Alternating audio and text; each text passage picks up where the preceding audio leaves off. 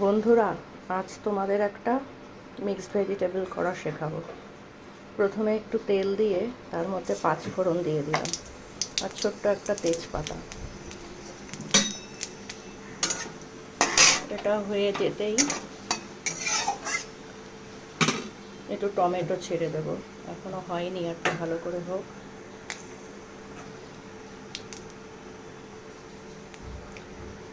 Tomato আর কাঁচা লঙ্কাটা আগে ছেড়ে দিলাম। এই টমেটোর রসেই আমার পুরো সবজিটা, যেহেতু তেল কমে রান্না, ওই জন্য টমেটো থেকে যে রসটা বেরোবে সেটা থেকেই আমি ভেজিটেবলগুলো তার উপরে ছেড়ে দেবো। এর মধ্যে নুন দিয়ে দেবো একটু,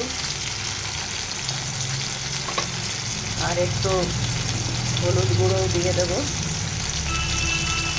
এবার একটু ঢেকে ঢেকে নরম করে নেব, ঢেকে ঢেকে নরম করে নেব।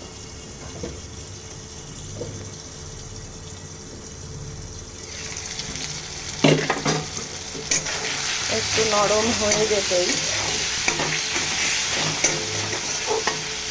পুরো নরমটা দেখাতে পারলাম না, যাই হোক, এর ওপরে আমি এই মিক্স ভেজিটেবলটা ছেড়ে দেবো সব রকম মিলিয়ে। এইবার একদম আঁচটা কমিয়ে দেবো, কমিয়ে দিয়ে ঢেকে ঢেকে পুরো নরম করে সেদ্ধ করে দেব। তারপর ছোট্ট একটা ঝোল দিয়ে সামান্য একটু ভাজা জিরের গুঁড়ো আগে থেকেই আমার করা থাকে, সেইটা মিশিয়ে লাস্টে তোমাদের প্রিপারেশনটা দেখতে কেমন হলো সেটা দেখাবো।